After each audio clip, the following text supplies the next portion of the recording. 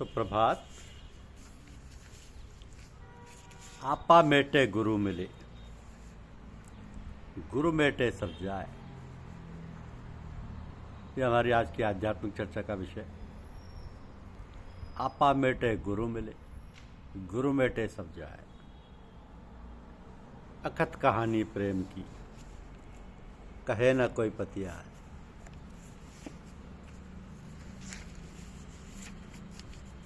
जीवत मृतक होई रहे, तजे खलक की आस। रक्षक समरथ सतगुरु, मत दुख पावे दास। कबीर कया संबंध है, अंत न पावे कोई। मृतक होए क्या जो रहे, मानिक लावे सोए। मैं मर जीवा समुद्र का, डुबकी मारी एक। मुठे लाया ज्ञान की, जामे वस्तु अनेक। डुबकी मारी समुद्र में, निकसा जाए आकाश। गगन मंडल में घर किया, हीरा पाया दास। हरि हीरा क्यों पाइए, जन जीवे की आस। गुरु दरिया में काढ़ सी, कोई मर जीवा दास। सुन्न शहर में अब पाइया, जह मर जीवा मन। कबीरा चुन चुन ले गया, अंतर नाम रतन।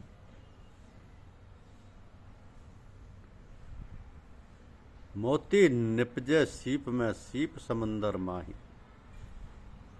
कोई मर जीवा काढ़सी, जीवन का गम नाही।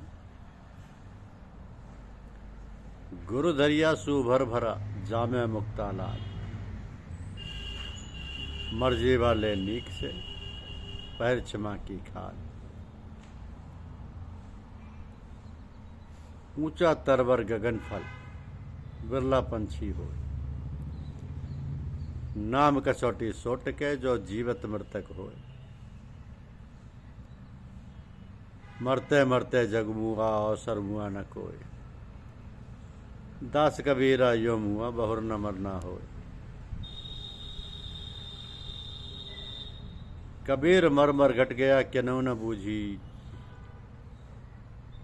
केनहु न बूझी सार।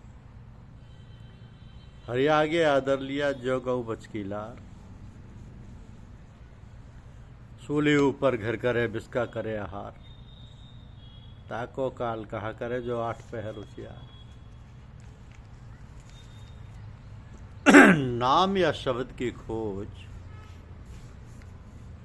मनुष्य अपने आप नहीं कर सकता।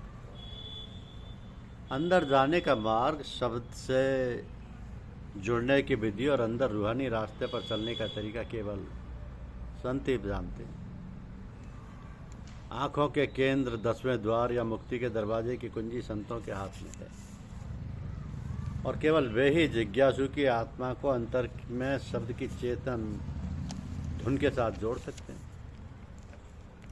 तो ये कुंजी अभ्यास की वो विधि है जिसके द्वारा साधक शरीर के 9 द्वारों को खाली करके जीते जी मरकर आंखों के केंद्र से होता हुआ रूहानी मंडलों में जाता है। ये द्वार अत्यंत कठिन है।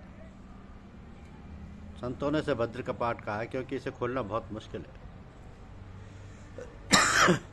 परंतु पूर्व गुरु के द्वारा दीक्षित अभ्यासी के लिए द्वार खुल जाता है।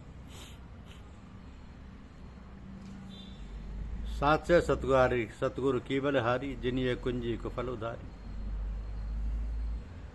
ताला कुंजी हमें गुड़ दीने, जब चाहो तब खोलो के बरबा। प्रेम प्रीत के चुंडी हमरी, जब चाहो तब नाचो शहरबा। अंदर के द्वार की कुंजी सतगुरु के हाथ में है। ये द्वार और किसी से नहीं खुल सकता। आत्मिक ज्ञान रूपी पदार्थ मनुष्य बाहर ढूंढता है और पा नहीं सकता। इसे पाने के लिए इसके भेद की ज्ञाता सतगुरु का मार्गदर्शन आवश्यक है। कहा ना कि वस्तु कहीं ढूंढे, कहीं कहीं भी आवे हाथ। कहे कबीर तब पाइए, जब भेदी लीजिए साथ। भेदी लीना साथ कर, दीनी वस्तु लखाए। कोटि जन्म का पंथ था, पल में पहुंचा जाए। तो संसार के कार्यों में कुशलता प्राप्त करने के लिए एक शिक्षक या मार्गदर्शक की आवश्यकता होती है। जन्म से ही मनुष्य औरों से सीखता है। माता पिता से वह खाना, बैठना, चलना और बोलना सीखता है। यदि बच्चा जन्म से बहरा होता है तो वो गूंगा भी हो जाता है, क्योंकि वह औरों से सुनकर शब्द का उच्चारण नहीं सीख सकता। बड़े होने पर मनुष्य अपने रिश्तेदारों, मित्रों, शिक्षकों से निरंतर शिक्षा ग्रहण करता रहता है। आध्यात्म एक गूढ़ विषय है और 9 द्वारों को खाली करके अंदर रूहानी मंडलों में प्रवेश करना एक कठिन अभ्यास है। इसमें पद पद पर एक पहुंचे हुए मार्गदर्शक अथवा गुरु, पूरे गुरु की आवश्यकता होती है। मनुष्य कितनी कोशिशें कर ले, वह बिना गुरु के सच्चे आत्मज्ञान को नहीं पा सकता। केतिक पड़गुन पचमुआ, जोग जग तप लाए, बिन सतगुरु पावे नहीं, कोटिन करे उपाय। मौलाना रूम, शम्स तबरेज और हाफिज जैसे महान संतों ने भी गुरु की आवश्यकता पर बहुत जोर दिया है। मौलाना रूम कहते हैं कि पूरे मुर्शिद की तलाश करो, क्योंकि बगैर मुर्शिद के यहाँ यह रास्ता खतरों से भरा हुआ है। अगर तेरे सर पर मुर्शिद का हाथ नहीं होगा तो शैतान की आवाज़ तुझे बहका कर गुमराह कर देगी। ख्वाजा हाफिज भी इसी भाव को प्रकट करते हैं। इस खतरनाक रास्ते पर बगैर मुर्शिद के कदम ना बढ़ा, क्योंकि ऐसे रहबर के बिना तू अंदर के खौफनाक अंधेरे में भटक जाएगा।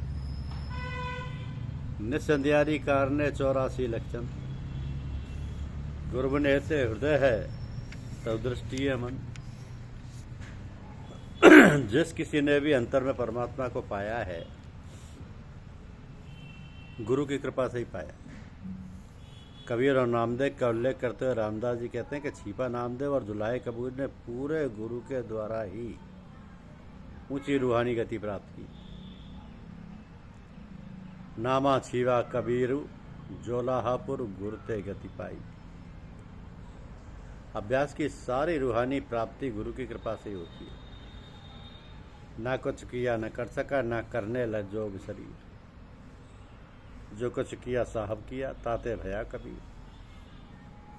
आमतौर पर लोग हर साधु, सन्यासी और योगी को पहुंचा हुआ महात्मा मानकर उसे रूहानी प्राप्ति की आशा करते हैं। संसार में कुल पुरोहित और पंडित और विद्वान और अनेक प्रकार के सन्यासियों की कोई कमी नहीं है। ये लोग बाहरी वेश, गेरुए, पीले, नीले कपड़े, सफ़ेद कपड़े, हाथों में लाल, गले में मालाएं पहनते हैं, कुछ जटा रखते हैं, शरीर पर भभूति लगाते हैं, तो कुछ मृगशाल पहनते हैं और अपने हाथों में खाते हैं।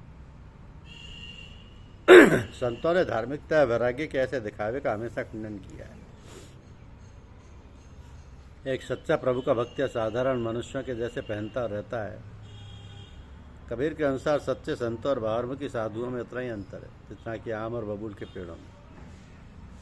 आम की शाखा मीठे फलों से लदी रहती है, जबकि बबूल की हर डाली कांटों से भरी रहती है। तो साध सिद्ध बड़ा अंतरा, जैसे आम बबूल, बाकी डोरी हमें फल या की डोरी। धन्यवाद। यूट्यूब चैनल को लाइक और सब्सक्राइब अवश्य कीजिए। शुक्रिया।